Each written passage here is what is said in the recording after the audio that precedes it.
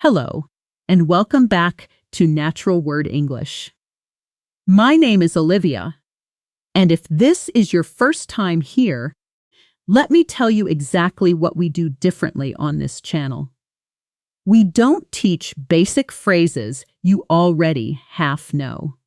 We teach the words that native speakers actually reach for when they want to sound sharp, precise, and confident, and we teach them the way your brain actually learns, inside real situations, not floating on a list. So here's my promise to you, right now, before we go any further. By the end of this video, you will have 60 brand new advanced English words and expressions. Every single one of them C1 to C2 level. Every single one of them dropped straight into a real conversation you might have this week. At work, on a trip, at a doctor's office, in a moment when you're trying to explain how you feel and the basic word just isn't enough. This is not theory. This is not a grammar lecture. This is a workout for your mouth and your brain at the same time. So sit up, take a breath, and say out loud right now, I am ready to upgrade my English. Say it again with more energy this time. Good. That's the voice I want to hear from you for the next hour. Before we start, let me explain. Quickly. I promise, under 2 minutes, why we teach vocabulary this way, in context, instead of just handing you a list of 50 words to memorize. Here's the problem with lists. When you memorize a word in isolation, your brain stores it like a random fact, disconnected from anything real. It's like memorizing a phone number with no name attached to it. You might recall it for a quiz, but the moment you're in a real conversation and you need that word under pressure, it's gone. It slips away because there was never a hook for your brain to grab onto. Now, here's what happens when you learn a word inside a situation. A real scene, a real feeling, a real person talking to another real person. Your brain doesn't just store the word, it stores the word together with the emotion, the setting, the sound of the sentence around it. That's a much stronger memory. That's why, today, every single word we teach you is going to arrive, wrapped inside a moment, a coworker, asking you a hard question, a friend describing a rough week, a stranger at the airport looking lost. When you need that word later, you won't be searching your memory for a definition. You'll remember the scene, and the word will just come out. One more thing before we begin. I want you to actually speak today, not just listen. When I ask you to repeat something, say it out loud, even if you're sitting on a train or lying in bed with headphones in. Your mouth needs to physically practice these words. Reading them silently in your head is not the same as producing them with your own voice. So, commit to that with me right now. And let's get started. Let's open with our first block, and it's one that almost every single one of you needs. Advanced vocabulary for talking about work. Not the beginner phrases like, I have a lot to do, or my job is stressful. We're going several levels up from there. Picture this. It's Monday morning, and a colleague stops by your desk and asks how things are going. The basic answer is, I'm busy. Boring, forgettable, says nothing about you. Here's your upgrade. Instead of busy, you can say you're swamped. To be swamped means you have so much work that it feels like you're drowning in it. The image comes from being covered by water, a swamp. It's vivid, it's casual enough for a colleague, and it instantly sounds more natural than busy. Say it with me. I'm absolutely swamped this week. Say it again. Feel the rhythm. Swamped. One strong syllable, almost like a small explosion of air. Now let's go a notch more formal, for when you're speaking with a manager rather than a coworker.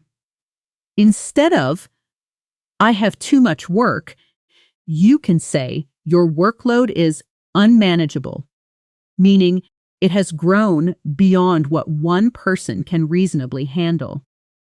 Repeat after me. Honestly, my current workload has become unmanageable. Notice how much more professional and precise that sounds than I have too much to do. Let's add another layer.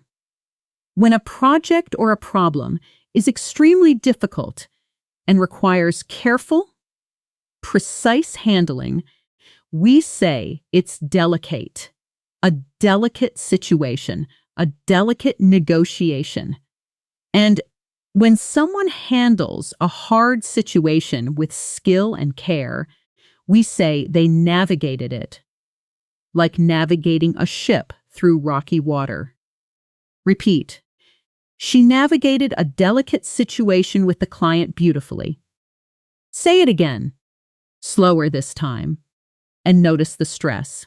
She navigated a delicate situation. Here's a word that will instantly make you sound more advanced when describing a colleague you admire. Meticulous. It means paying extremely close attention to detail, almost to the point of being a perfectionist. But in a good way. He's meticulous about every report he submits. Say it with me. Meticulous. One more time, slowly. Meticulous. And the opposite. Someone who does careless, rushed work. We call sloppy. That report was sloppy. There were mistakes on every page. Notice these two words together give you a whole range. Meticulous on one end, sloppy on the other. Now, let's put this into a real conversation, because a list of words means nothing until you can actually use them when someone is talking to you. Close your eyes for a second and picture this scene with me. It's late afternoon in an open-plan office. The light through the window is turning gold. Most desks are already empty. But you and your colleague Daniel are still there, coffee cups gone cold beside your keyboards, because the quarterly report is due first thing tomorrow morning. Daniel leans back in his chair and sighs. Honestly, I don't know how we're going to finish this by tomorrow. My workload has become completely unmanageable this week. You reply, I know exactly what you mean. I've been swamped since Monday.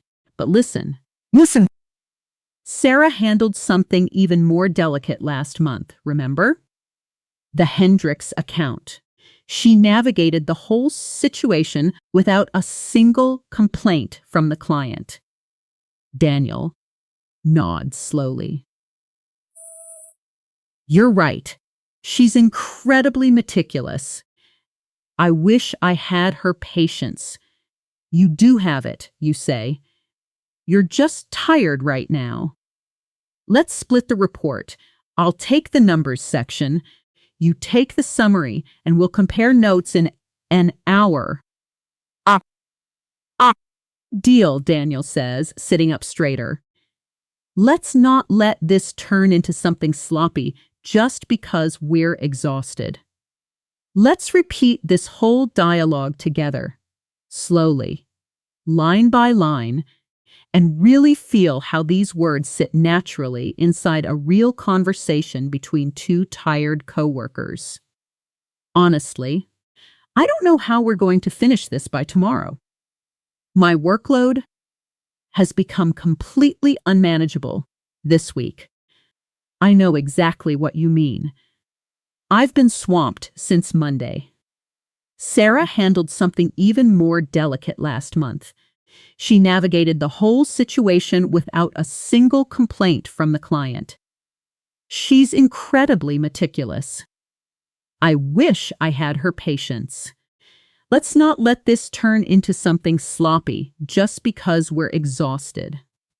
Nicely done.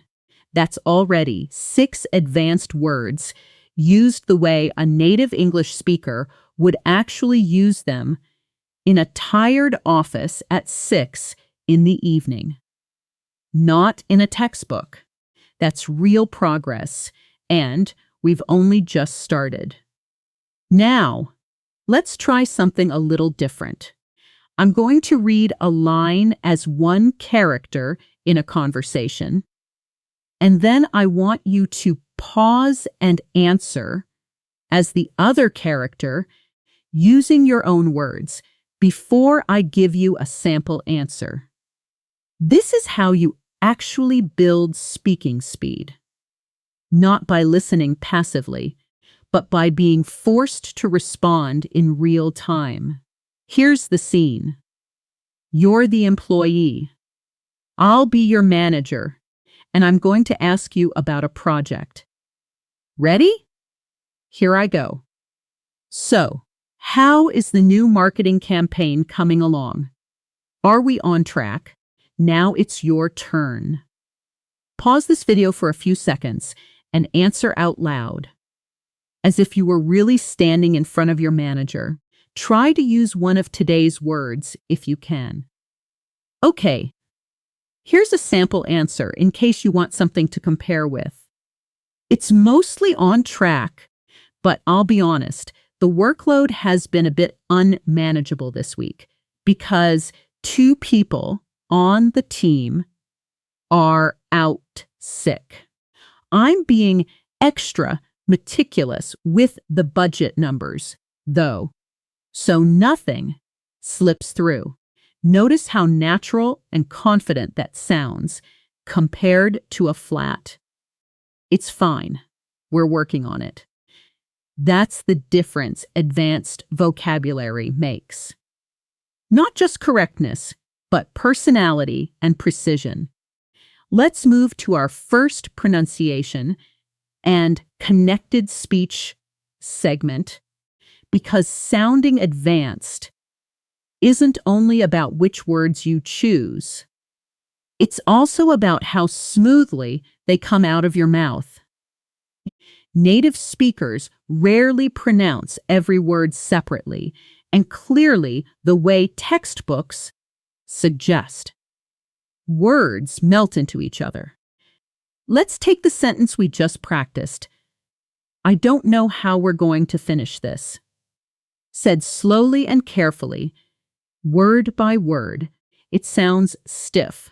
I don't know how we're going to finish this, but said at natural native speed, going to collapses into gonna, and where blends into the next word, almost like one syllable. It becomes, I don't know how we're going to finish this. Listen to the difference again. Slow version first. I don't know how we are going to finish this. Now the fast, natural version. I don't know how we're going to finish this. Try saying both versions yourself. Slow first, then fast, and notice how much more relaxed and native the fast version feels in your mouth. Here's another one from our dialogue. What do you think at natural speed often becomes would I think. The T in what softens, and do you blends together. Practice slowly first. What do you think? Now fast. Would I think. One more example. Let me take a look at it becomes at speed. Lem take a look at it, with let me fusing into a single soft sound. Slow, let me take a look at it. Fast, lem take a look at it. These small changes are exactly what make native Sakyus instead of a list of separate words, and now you know the pattern. Official grammar words shrink, and everyday connector words disappear into their neighbors. Nice work catching all of that. That's genuinely one of the harder skills in English, and you just practiced it out loud multiple times. Let's keep the momentum going and move into our second major block, advanced vocabulary for describing emotions and personality. Because if there's one area where basic English fails us the most, it's here. Happy, sad, angry. These words carry almost no color. They tell people almost nothing about the actual shape and size of what you're feeling. Let's start with a word to replace happy when the feeling is bigger than ordinary happiness. Something closer to overwhelming joy. That word is elated. I was elated when I got the job offer. Notice the difference in energy compared to just saying happy. Repeat with me. Elated. Again, slowly. Elated. Now, a word for a quieter, deeper kind of happiness. A peaceful satisfaction rather than an explosive joy. That word is content. After years of struggling, she finally feels content with her life. Say it. Content. Notice how different the feeling behind content is compared to elated. One is loud and bright. The other is calm and settled. Let's move to negative emotions, because this is where English learners often get stuck the most, repeating sad or angry over and over. Instead of sad, try despondent, a deep, heavy sadness, often connected to feeling like there's no hope left. He became despondent after losing the case. Repeat. Despondent. Slowly, dependent, for a lighter kind of sadness, more like disappointment mixed with low energy, we use disheartened.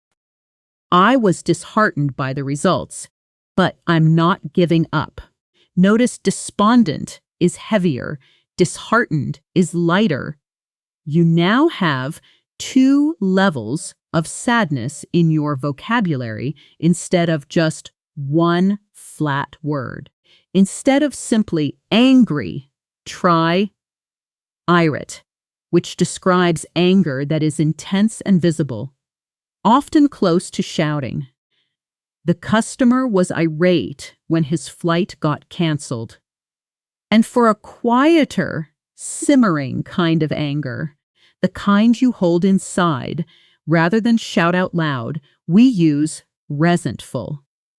She still feels resentful about how she was treated at her last job. Repeat both. Irate, resentful. Notice again. One is loud, one is quiet and internal. Now let's talk about personality words, because describing someone's character with only nice or smart wastes an opportunity to sound genuinely fluent. Instead of nice, when someone is warm and generous with their time and attention, we say they are gracious. Our host was incredibly gracious, even though we arrived late. Instead of smart, when someone is quick-thinking and clever in a practical way, we say they're sharp or, at a higher level, astute. She made an astute observation that nobody else had noticed. And for someone who stays calm under pressure, instead of just calm, we use composed or unflappable. Someone who cannot be shaken or upset no matter what happens. Even during the crisis, the pilot remained completely unflappable. Let's build all of this into a scene with a visualization first, because emotional vocabulary lands so much deeper when you can picture the moment behind it. Imagine a small kitchen table, late at night, a single lamp turned on in the corner, rain tapping softly against the window outside. Two old friends, Maya and Chris, are sitting across from each other with mugs of tea slowly going cold, the kind of quiet conversation that only happens after midnight, when everyone else in the house is asleep. Maya speaks first, her voice low. I don't know, Chris.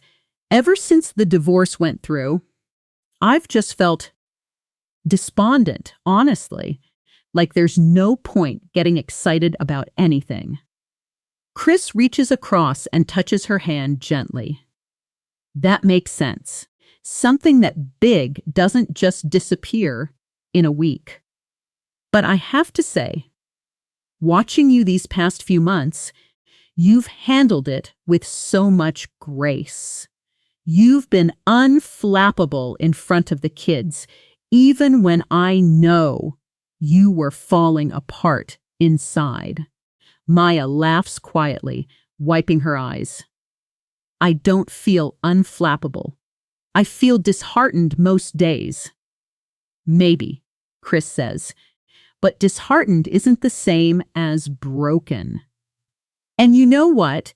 The fact that you can sit here and admit you're struggling, instead of pretending everything's fine, that's not weakness. That's strength. Maya is quiet for a moment, looking down at her tea. I used to feel resentful, toward him, toward the whole situation. But lately, that's fading. I think I'm starting to feel something closer to content. Not happy exactly, just steady. That's a good place to land, Chris says softly. Content is underrated. Let's repeat this whole conversation together, slowly, feeling the emotional weight behind each word, because these aren't just vocabulary items, they're real human feelings. Ever since the divorce went through, I've just felt despondent. You've handled it with so much grace. You've been unflappable in front of the kids. I don't feel unflappable. I feel disheartened most days. Disheartened isn't the same as broken. I used to feel resentful. Lately, I'm starting to feel something closer to content. That's beautiful work. Notice how this conversation used almost every emotion word we just taught, but none of it felt like a vocabulary lesson while you were listening. It felt like two real people talking about real pain and real healing. That's exactly the goal. Now let's try our second role swap moment. I'll be Maya, saying my line, and then I want you to pause and respond as Chris. In your own words, using at least one of today's personality or emotion words if you can. Ready? Here's my line. Honestly, some days I still feel so resentful, and I hate that about myself. Pause now and respond out loud as Chris. Here's a sample response for comparison. That's completely human. Huh. Resentment doesn't disappear just because you want it to. But I've watched you stay composed through all of this, and that says more about your character than any bad feeling ever could. Wonderful. You're building real conversational reflexes now, not just memorizing definitions. Let's do one more quick self-exercise before we move into our next block, because this is one of the most powerful techniques for making vocabulary stick permanently. Describing your immediate surroundings out loud. Mavin is own wowed. Using your senses and forcing yourself to reach for these new words instead of the basic ones you already know. Try this right now, wherever you are. Look around the room and describe it out loud in English, using at least one advanced word we've learned so far. For example, you might say, "The light in this room feels calm right now, almost content, if a room can feel that way. My desk is a bit sloppy today. Papers everywhere, but somehow that doesn't bother me." Try your own version now, out loud, describing exactly where you are sitting, what you can see, what you can hear, and how you feel. Using our new words wherever they fit naturally. Good work. That kind of self-talk practice is exactly what turns passive vocabulary into active, automatic speech. The words start showing up in your own thoughts, not just in videos like this one. That brings us to the end of our first major section. Work vocabulary and emotional vocabulary. 12 new words already fully practiced in real dialogue, real pronunciation patterns, and real self-expression. We've still got a long way to go together, including travel vocabulary, technology vocabulary, dining and health vocabulary, several more shadowing and listening techniques, and of course our full fluency round at the end, where we race through everything we've learned. So take a breath, maybe stretch your shoulders for a second, and let's keep this energy going into the next block. Let's move straight into our next block, and this one is going to take us out of the office and into the world. Advanced vocabulary for travel and unfamiliar places. The kind of English you need the moment you step off a plane, a train, or a bus somewhere you've never been before. Let's start with a word to replace the flat, overused phrase, "the trip was good." When a trip goes far beyond your expectations in a way that leaves a lasting impression, we say it was unforgettable. But let's push even higher than that. If a place or experience is so beautiful or striking that it almost stops you in your tracks, we say it's breathtaking. The view from the mountain was absolutely breathtaking. Repeat with me. Breathtaking. Notice the image inside the word itself. Something so stunning. It takes the breath right out of your chest. Now, when you arrive somewhere completely new and everything feels strange, unfamiliar, slightly disorienting. We don't just say confused. We say we feel disoriented. I felt completely disoriented when I stepped out of the metro station for the first time. Say it slowly. Disoriented. This word captures something confused never quite reaches. The physical sense of not knowing which direction is which. When a place feels welcoming, warm, and easy to relax into, instead of just nice, we say it feels inviting. The little cafe on the corner looked so inviting that we stopped without even planning to. And for a place that feels busy, alive, full of energy and movement, we say it's bustling. The night market was bustling with vendors and the smell of street food. Repeat, bustling. Notice how much more alive that word feels compared to just busy. Let's add one more essential travel word for when something unexpected and slightly stressful happens during a trip, like a delay or a lost bag. Instead of saying, a problem happened, native speakers often say they hit a snag. We hit a snag at customs and almost missed our connecting flight. This word works beautifully in casual conversation and instantly signals fluency. Now, let's build a scene. Because travel stories are some of the richest material for advanced conversation, full of description, emotion, and unexpected turns. Picture this with me. It's early evening in a small coastal town somewhere in southern Europe.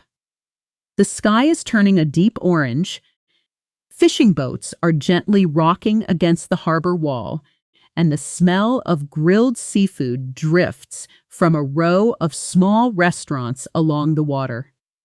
Two travelers, Ben and Sophia, who met just 3 days ago at their hostel, are walking along the harbor, still slightly sunburned from the day at the beach. Okay, I have to say it, Ben begins. This town is breathtaking. I did not expect this when we got off that train. Sophia laughs. Honestly, when we first arrived, I felt so disoriented. The station was tiny. There were no signs in English, and I genuinely thought we'd gotten off at the wrong stop. Same here, Ben admits. But then we found that little bakery, remember?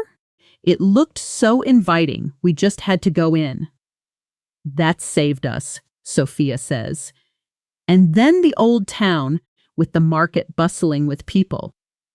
I've never seen anything like it. Ben nods, then his face changes slightly. Although, we did hit a snag with the hotel booking, didn't we? Don't remind me. Sophia groans, laughing. 3 days of confusion and 2 phone calls to the front desk. But you know what? Even that snag turned into a good story now. That's travel for you, Ben says, looking out at the water. The breathtaking parts and the snags all mixed together. Let's repeat this dialogue together. Slowly, feeling the warmth and rhythm of 2 new friends, telling each other a shared story. This town is breathtaking. I did not expect this. When we first arrived, I felt so disoriented. That little bakery looked so inviting, the old town with the market bustling with people. We did hit a snag with the hotel booking. Even that snag turned into a good story now. Excellent work. 6 new words. all living naturally inside a warm human conversation between two travelers at sunset. This is exactly what fluency actually sounds like. Not perfect grammar recited from a textbook, but real color and real feeling wrapped around precise words. Let's pause here for our second connected speech and pronunciation segment. Because travel English especially benefits from understanding how questions rise, and fall naturally. Take the question, did you hit a snag with the booking? Notice the intonation. It rises gently at the end, the way most yes, no questions do in English. Did you hit a snag with the booking? Now compare that to a statement using the same words. We hit a snag with the booking, where the pitch falls steadily toward the end, especially on the final word. Try both out loud. First, the rising question, then the falling statement. Feel the difference in your own voice. Here's another connected speech pattern worth knowing. The phrase, kind of, almost always shrinks in fast speech to kinda, and sort of becomes sorta. Listen to the slow version. I felt kind of disoriented. Now the fast, natural version. I felt kinda disoriented. Try saying it both ways yourself. And one more. Going to inside a casual travel sentence like, we're going to hit a snag if we don't hurry, becomes, at natural speed, we're going to hit a snag if we don't hurry. Practice both versions out loud, slow then fast, until the fast version starts to feel just as natural in your mouth as the slow one. Nicely done. That's another pronunciation pattern locked into your muscle memory. Let's keep this energy moving and step into our third block, advanced vocabulary for technology and daily digital life. Because whether we like it or not, a huge amount of our real conversations now happen about phones, apps, screens, and the strange emotional relationship we all have with our devices. Let's start with a word for when technology or an app works smoothly, efficiently, without any friction. Instead of easy to use, advanced speakers often say something is intuitive. The new app is so intuitive, I figured out every feature within minutes. Repeat. Intuitive. Notice how this word suggests something almost instinctive, requiring no instructions. Now the opposite. When technology is confusing, badly designed, hard to understand, we don't just say difficult. We say it's clunky. The old software was so clunky that half the team refused to use it. This word carries a slightly humorous, slightly frustrated tone, and it's extremely common in real workplace and casual conversations about technology. When you're constantly checking your phone, unable to put it down, we describe that behavior with the word glued, as in glued to your phone. I've been completely glued to my phone all week because of the news. And when someone deliberately steps away from screens for a period of time to protect their mental space, we call that a digital detox. After the stressful month, she decided to do a full digital detox for a week. One more essential word here. When information spreads extremely fast across social media or online platforms, reaching huge numbers of people almost instantly, we say it goes viral. The video went viral within hours, reaching millions of views. And for something that quietly and gradually becomes part of everyone's daily habit, almost without anyone noticing, we say it becomes ingrained. Checking notifications first thing in the morning has become completely ingrained in most people's routines. Let's build this into a scene with a visualization first, because I want you to really picture the setting before the conversation begins. Imagine a small apartment on a Sunday afternoon, sunlight coming through slightly dusty blinds, a half-finished cup of coffee going cold on the coffee table, and the low hum of a laptop fan in the background. Two roommates, Priya and Jordan, are sitting on the couch, both scrolling on their phones, neither one really talking, until Priya suddenly breaks the silence. "Okay, I need to say something," Priya says, putting her phone face down on her knee. "I think I'm way too glued to this thing." Like, unhealthily glued. Jordan looks up, a little surprised. "Same, honestly. I opened Instagram like 4 times in the last 10 minutes, and I don't even remember doing it."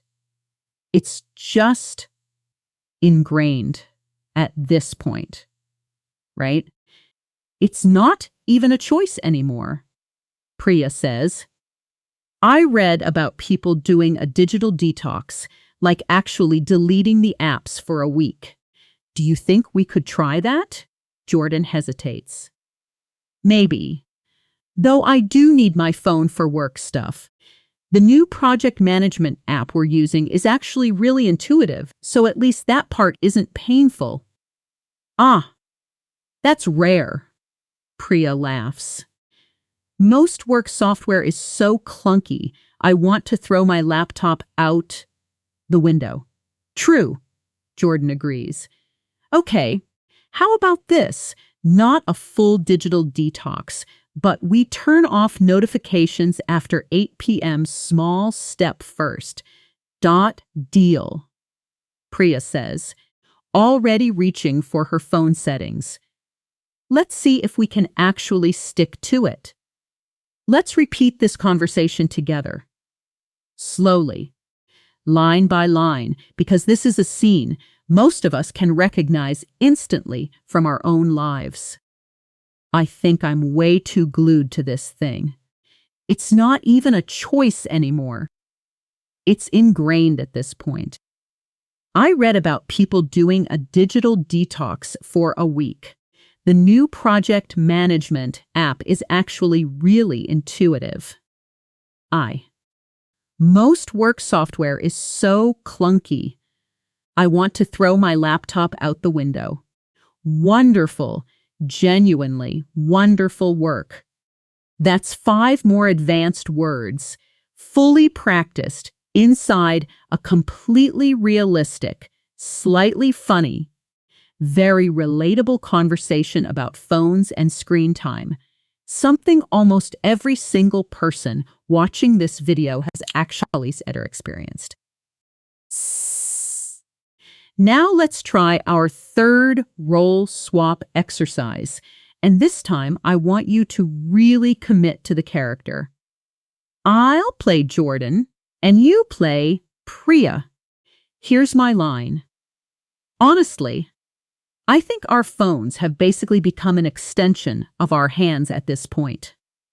Pause the video now and respond as Priya, in your own words, using at least one word from today's technology vocabulary, if you can. Here's a sample response. so you can compare. You're not wrong. It's kind of scary how ingrained it's become. Maybe we really do need that digital detox, even just for a weekend. Beautiful.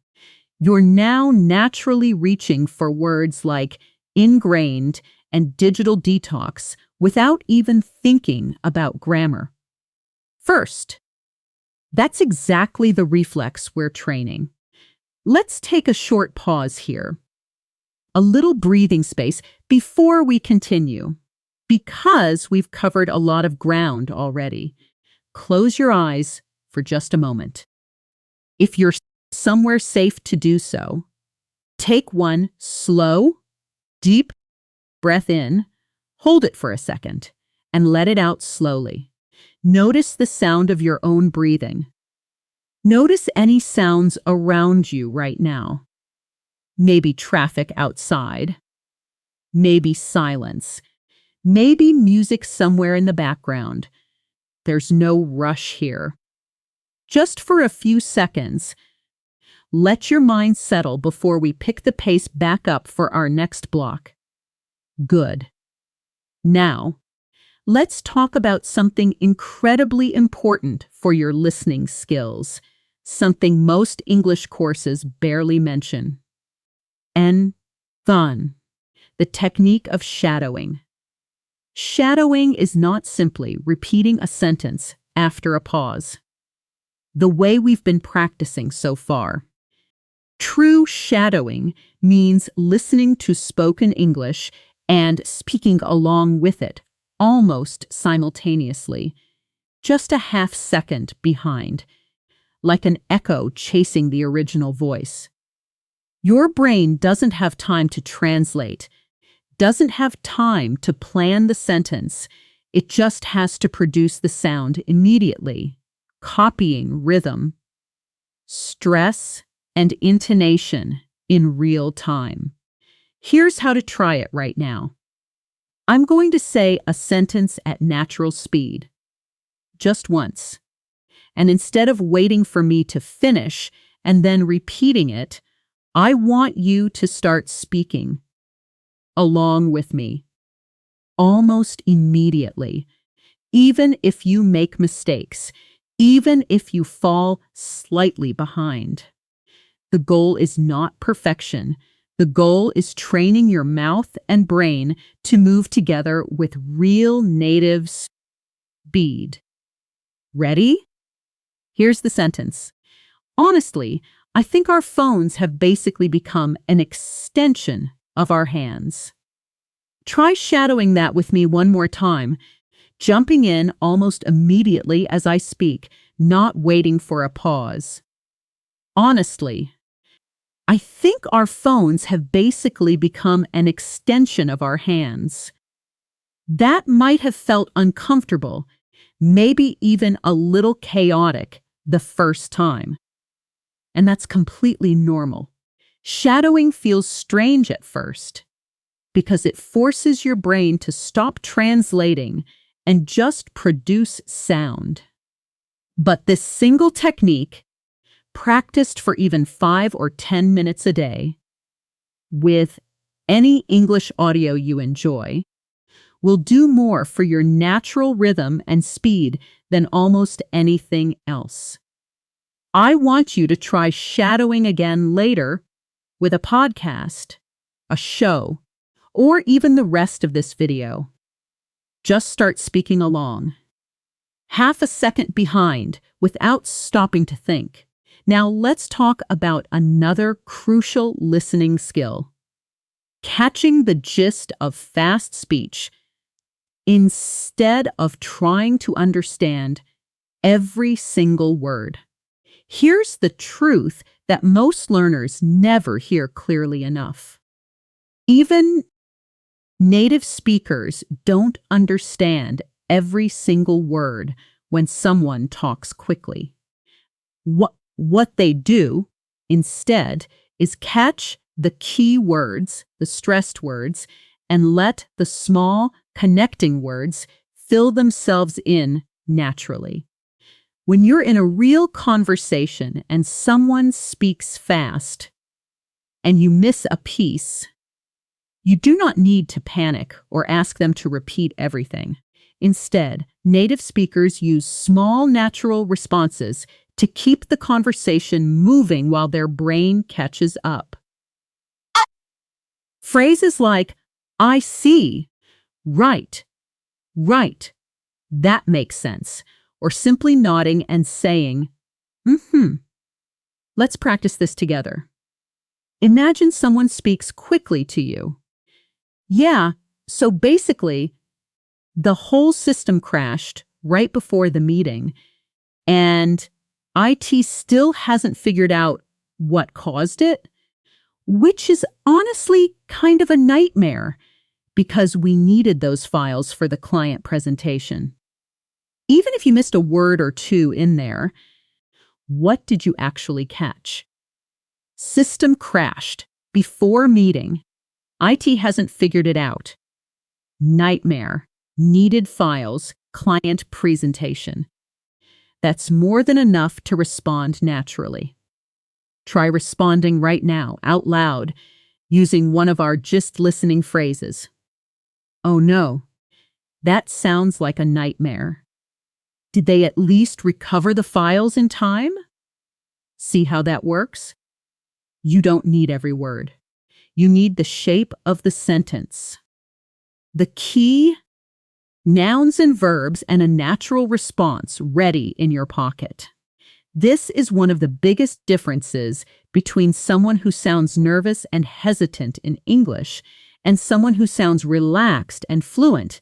The fluent speaker has simply made peace with not catching everything and keeps the conversation flowing anyway. That's genuinely excellent progress. You've now learned and practiced 18 new advanced words across work, emotions, personality, travel, and technology, plus 2 major listening techniques, shadowing and just listening. And you've caught 2 different connected speech patterns along the way. Take a moment to appreciate how much you've absorbed in such a short time. This is exactly the kind of density and depth that separates real fluency training from passive video watching. We're going to keep building from here, moving next into dining, health, and lifestyle vocabulary.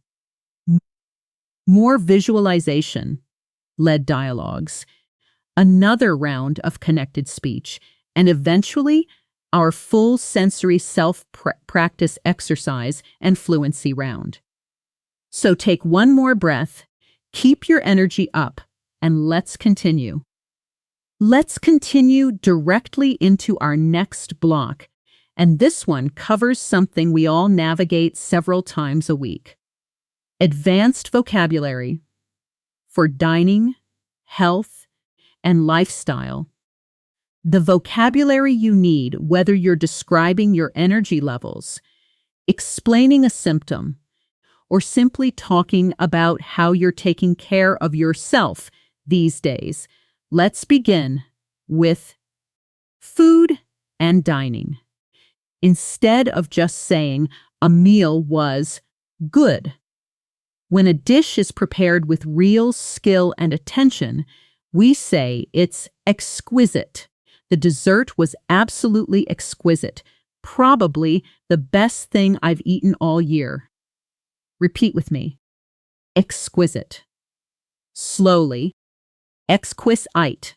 And when a flavor is strong, rich, and deeply satisfying, rather than just tasty, we say it's flavorful, or, at an even higher level, decadent. Usually for something rich, indulgent, slightly sinful in the best way. The chocolate cake was so decadent, I could only manage half of it. Say it. Decadent. When a restaurant or meal disappoints you, instead of bad, we might say it was underwhelming, meaning it's simply didn't live up to expectations without being a total disaster. Honestly, the pasta was underwhelming. I expected so much more. And for food that is light, fresh, and makes you feel good rather than heavy, we say it's wholesome. I've been trying to eat more wholesome meals lately. Lots of vegetables and less processed food. Now let's move into health and lifestyle. Instead of simply tired, when exhaustion has built up over a long period and feels deep in your bones, we say we're depleted or running on empty. By Friday, I was completely running on empty. And instead of healthy habits, when someone consistently takes care of their physical and mental well-being, we say they prioritize self-care or that they're being intentional about their routine. I've started being much more intentional about my sleep schedule. When someone recovers well and quickly from illness or a difficult period, instead of gets better fast, we say they're resilient. Despite the setback, she's incredibly resilient and bounced back within days. And for a health habit or a diet that is unsustainable, too extreme to keep up long term, we call it unsustainable. That diet was way too unsustainable. I couldn't keep it up past 2 weeks. Let's build this into a scene. Picture a small, warmly lit Italian restaurant on a quiet weekday evening. Candles flickering in glass jars on each table, the gentle clink of cutlery and low conversation filling the room, and the smell of fresh basil and garlic drifting from the open kitchen. 2 coworkers, Grace and Tom, are having a late dinner after a long week, finally able to relax. "Okay," Grace says, setting down her fork. "This is genuinely exquisite. I don't think I've had pasta this good in years." "Right?" Tom agrees. "Honestly, after the week I've had, I needed something wholesome and comforting like this." "How are you feeling, by the way?" Grace asks. "You looked completely depleted on Wednesday." Tom sighs. "I was running on empty, no exaggeration. I've been trying to be more intentional about my sleep, but with the project deadline, it's been impossible." "You're allowed to be human," Grace says gently. "You're one of the most resilient people I know. You'll bounce back." "I hope so," Tom says, smiling faintly. "Although this decadent dessert menu might help the recovery process." Grace laughs. "Now that's the kind of self-care I can support." Let's repeat this dialogue together, slowly, feeling the warmth between 2 tired but caring colleagues. Mayad. "This is genuinely exquisite. I needed something wholesome and comforting like this. You looked completely depleted on Wednesday. I was running on empty. You're one of the most resilient people I know. This decadent dessert menu might help the recovery process." Beautifully done. That's another 6 words locked into a real, warm human moment.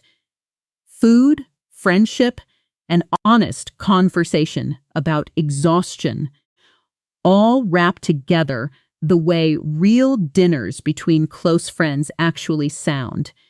Let's move into our 4th connected speech segment, focused this time on how questions about feelings and health naturally soften in fast speech. Take the sentence, "How are you feeling?" At natural conversational speed, this often blends into, "How ya feelin'?" The air you, compressing almost completely. Practice the slow version first. "How are you feeling?" Now the fast, natural version. "How ya feelin'?" Try both yourself. Here's another. "I don't know if I can," often becomes, in relaxed speech, "I don't know if I can," with "don't know" fusing into a single soft sound, almost like dunno. Slow. "I don't know if I can keep this up." Fast. "I don't know if I can keep this up." Practice both out loud, back to back, until the shift between them feels smooth. Now, let's move into our next block, which is going to sharpen your English in a very specific, very useful way. Advanced vocabulary for expressing opinions and avoiding commonly confused words, because even intermediate speakers often mix up words that sound similar, but mean very things most again, because even intermediate similar, but mean very different things. And fixing this instantly makes you sound more careful and more advanced. Let's start with opinions. Instead of the flat, overused "I think," when you want to express a strong personal conviction, you can say, "I'm convinced that," or "it strikes me that." It strikes me that most people underestimate how much sleep actually affects their mood. Repeat, "It strikes me that." And when you want to gently introduce a viewpoint without sounding too aggressive, instead of "I think," try "from my perspective," or "as I see it." As I see it, the whole approach needs to change, not just one small part of it. Now, commonly confused words. Many learners mix up affect and effect. Remember this simple trick. Affect is almost always a verb, meaning to influence something. The rain affected our plans. Effect is almost always a noun, meaning the result of something. The effect of the rain was a canceled picnic. Say both sentences with me. The rain affected our plans. The effect of the rain was a canceled picnic. Another common confusion: economic versus economical. Economic relates to the economy as a whole. The economic situation is improving. Economical describes something that saves money, that's efficient with resources. This car is very economical. It barely uses any fuel. Repeat both. Economic, economical. Notice the tiny difference in the ending changes the entire meaning. One more pair worth mastering. Sensible versus sensitive. Sensible means showing good, practical judgment. That was a very sensible decision. Sensitive, on the other hand, describes someone easily affected emotionally or a topic requiring careful, gentle handling. This is a sensitive subject, so let's be careful how we bring it up. Say both, sensible, sensitive. These two words look almost identical, but land in completely different places in a sentence. Let's put opinions and these tricky word pairs into a conversation. Picture a university seminar room. Late afternoon sunlight slanting through tall windows. A small group of students gathered around a table, cluttered with coffee cups and open notebooks, debating an assignment topic before their next class begins. "Honestly," says Leah, tapping her pen against her notebook, It strikes me that the whole economic argument in this article is kind of weak. It focuses too much on short-term numbers. Ost. I disagree. Actually, replies Marcus. As I see it, the article makes a pretty sensible point about long-term growth. You just have to read past the first section. Maybe, Leah admits, but I think the topic itself is quite sensitive for some of our classmates. Given everything going on with layoffs at the moment, we should be careful how we present our counter-argument. That's fair, Marcus says. I'm convinced that if we frame it more carefully, focusing on being economical with resources rather than blaming policy directly, it'll land better with the professor too. Good point. Leah says, writing quickly. Let's restructure the whole introduction around that. Let's repeat this academic-style dialogue together.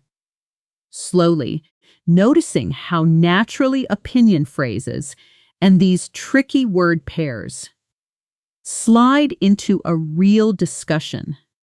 It strikes me that the whole economic argument is kind of weak. As I see it, the article makes a pretty sensible point. I think the topic itself is quite sensitive for some of our classmates.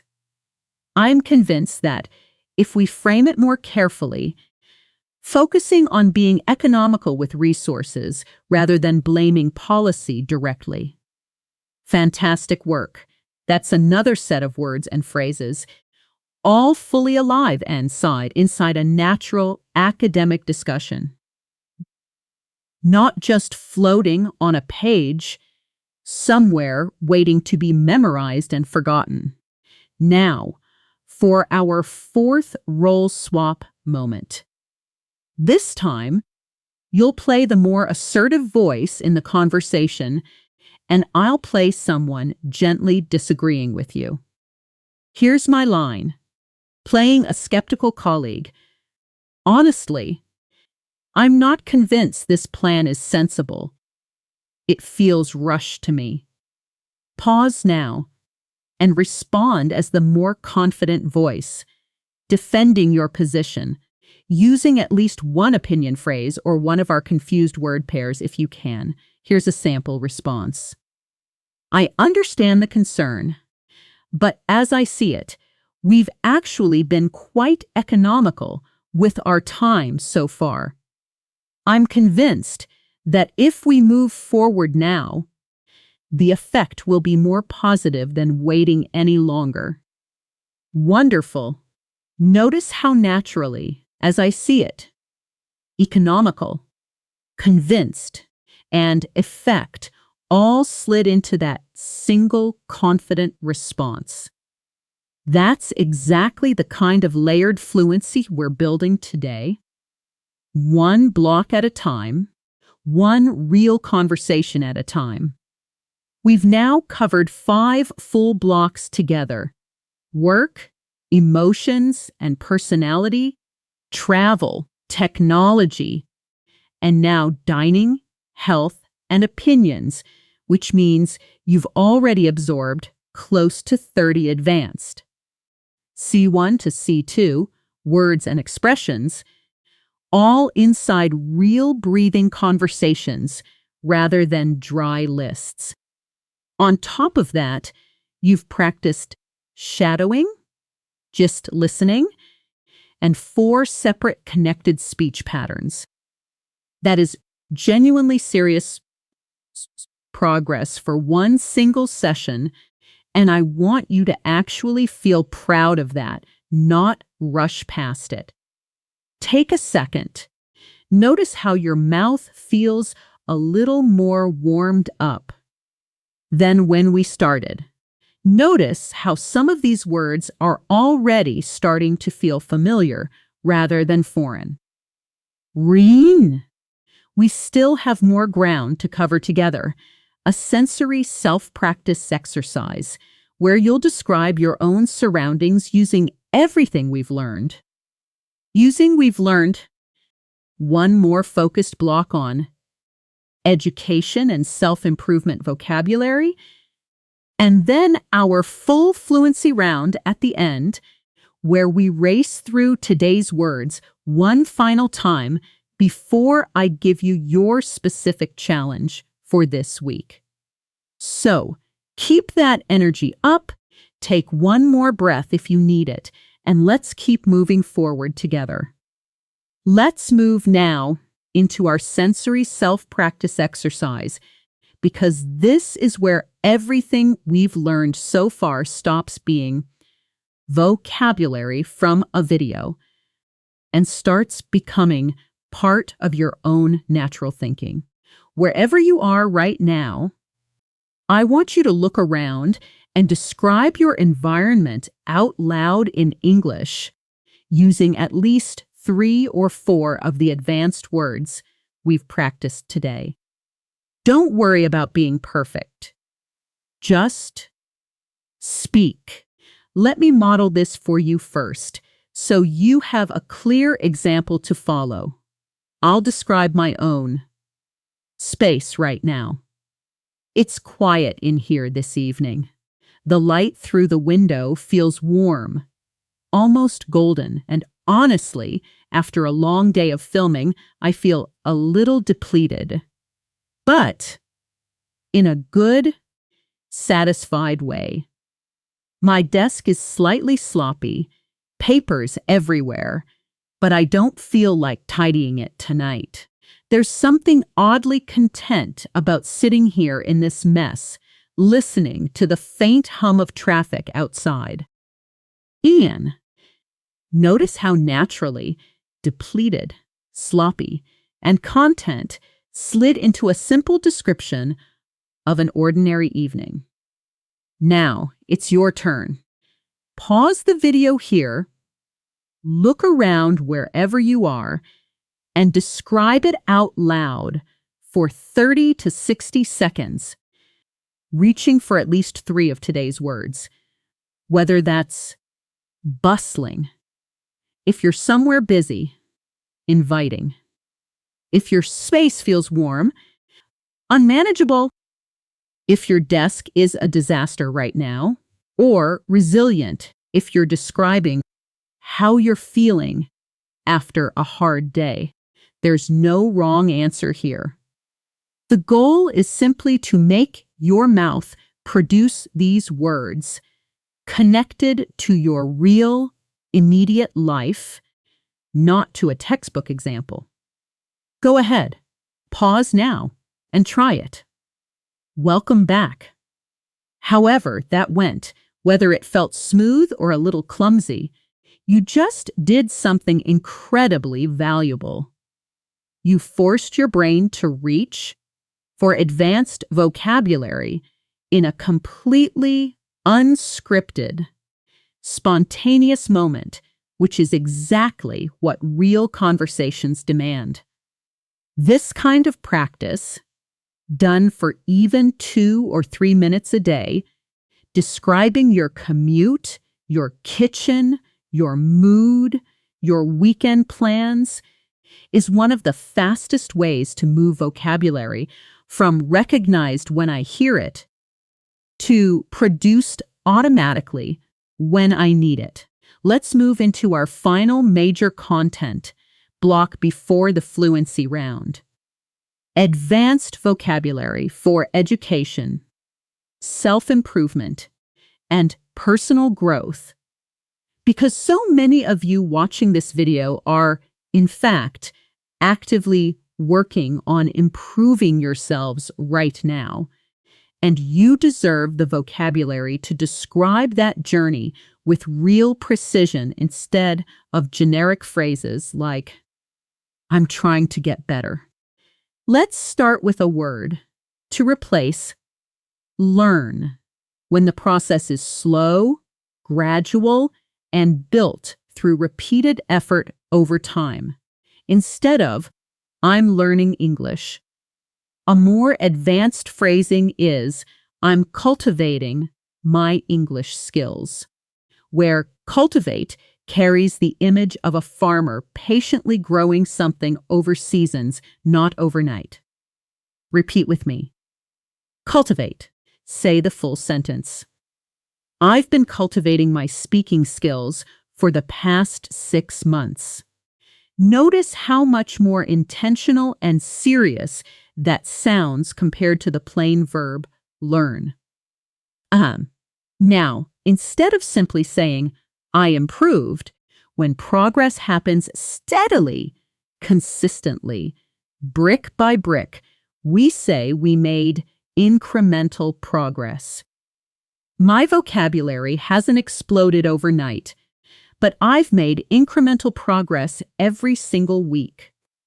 And when someone shows a genuine hunger, an eagerness to learn and grow that goes beyond simple interest, we describe them as having an insatiable curiosity. Insatiable meaning impossible to fully satisfy. She has an insatiable curiosity about how other cultures communicate. Let's add a word for setbacks, because growth is never a straight line. Instead of a problem, when you face a difficult moment that temporarily slows your progress, we call it a setback. I hit a setback last month when I got too busy to practice, but I got back on track. And for the moment when something you've been practicing finally clicks, suddenly feels natural after a long struggle, we say you had a breakthrough. After weeks of struggling with listening, I finally had a breakthrough during a real conversation with a native speaker. Let's build one final dialogue scene together, because this topic deserves its own real human moment. Picture a small language exchange meetup in the back corner of a cozy bookshop cafe, string lights hanging along the shelves, the smell of old paper and fresh coffee mixing together, a soft murmur of different languages overlapping around the room. 2 language learners, Hannah and David, sit across a small round table, notebooks open, having just finished a full hour of conversation practice together. I have to tell you, Hannah says, closing her notebook with a satisfied smile, tonight actually felt like a breakthrough for me. I finally understood you without translating in my head first. David grins. That's amazing, Hannah. Honestly, that kind of breakthrough doesn't come from nowhere. It comes from all those weeks of incremental progress you've been putting in, even when it felt slow. It did feel painfully slow sometimes, Hannah admits. I had a huge setback about a month ago when I got sick and missed 3 weeks of practice. I thought I'd lost everything I'd learned. But you didn't, right? David says. You came back and picked it right back up. I did, Hannah says. I think it's because I have this insatiable curiosity about your culture, your language, everything. I just can't stop wanting to understand more. That curiosity is honestly the most important ingredient, David says. More than talent, more than time. If you keep cultivating it the way you have been, you're going to be fluent faster than you think. Let's repeat this final dialogue together. Slowly, really feeling the encouragement and warmth between 2 people supporting each other's growth. Tonight actually felt like a breakthrough for me. That breakthrough comes from all those weeks of incremental progress. I had a huge setback about a month ago. I have this insatiable curiosity about your culture. If you keep cultivating it, you're going to be fluent faster than you think. That's a genuinely moving way to close out our content blocks. A conversation about learning itself using the exact vocabulary we've spent this whole video building together. If that dialogue felt personal to you, it should, because it's describing exactly what you're doing right now, watching this video, pushing through, building your English one incremental step at a time. Let's do our fifth and final connected speech segment before the fluency round. 1. Focused on encouraging, supportive sentences like the ones we just practiced, because this kind of warm, conversational English often carries a soft falling intonation at the end, almost like a gentle exhale. Take the sentence, "You're going to be fluent faster than you think." Use. Notice how the pitch doesn't rise sharply anywhere. It stays warm and falls gently at the very end. On. Think. Try saying it with that same soft, encouraging tone. Not too flat, not too excited. Just warm. Now try this one the same way. That curiosity is honestly the most important ingredient. Let your voice fall gently and warmly on ingredient, the way a supportive friend would say it to you. And now, finally, it's time for our fluency round. This is where we move fast. No long explanations, no new context, just pure, rapid recall of everything we've built today. I'm going to say a series of prompts, and I want you to respond immediately, out loud, without pausing to think too long, using the words we practiced. Ready? Here we go. One after another, no breaks. Someone has too much work.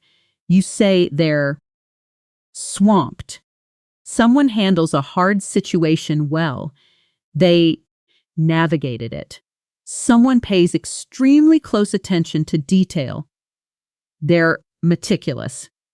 A feeling bigger than happy. You're elated. A quiet, peaceful happiness. You feel content. A heavy sadness. You're despondent. Someone who stays calm under pressure. They're unflappable. A view so beautiful it stops you. It's breathtaking. You don't know which way is which. You feel disoriented. A place full of energy and movement. It's bustling. An unexpected travel problem. You hit a snag. Technology that's easy to use. It's intuitive. Technology that's frustrating and badly made. It's clunky. Always checking your phone. You're glued to it. A period without screens. A digital detox. A meal made with real skill. It's exquisite. Food that's light and healthy. It's wholesome. Deep exhaustion. You're running on empty. Someone who bounces back from hard times. They're resilient. A slow, careful, personal opinion phrase. As I see it. A topic that needs careful handling. It's sensitive. Slow but steady growth. That's incremental progress. A sudden moment of understanding. A breakthrough. And finally, a hunger to keep learning that never fully goes away. N insatiable curiosity. Beautiful work. Say that entire list one more time, out loud, on your own, as fast and confidently as you can, without me prompting you this time.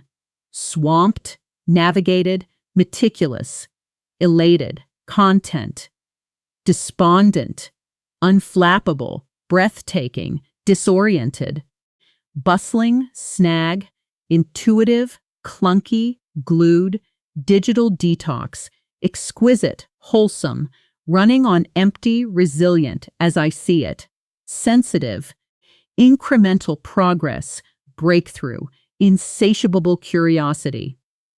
That's genuinely impressive. In one single session, you've practiced dozens of real C1 to C2 words and expressions, all inside living, breathing conversations. A tired office at 6. In the evening, a rainy midnight kitchen table, a sunset harbor, a Sunday afternoon couch, a candlelit restaurant, a university seminar room, and a cozy bookshop cafe. You've trained shadowing, just listening, and 5 separate connected speech patterns. You've spoken out loud, paused and answered as a real character 4 separate times, and described your own life using brand new vocabulary. So here's your specific challenge for this week. And I want you to actually do this, not just nod along. Pick just 3 words from today, any 3 that stuck with you the most, and use each one of them out loud in a real conversation sometime in the next 48 hours. It doesn't need to be perfect. It just needs to happen.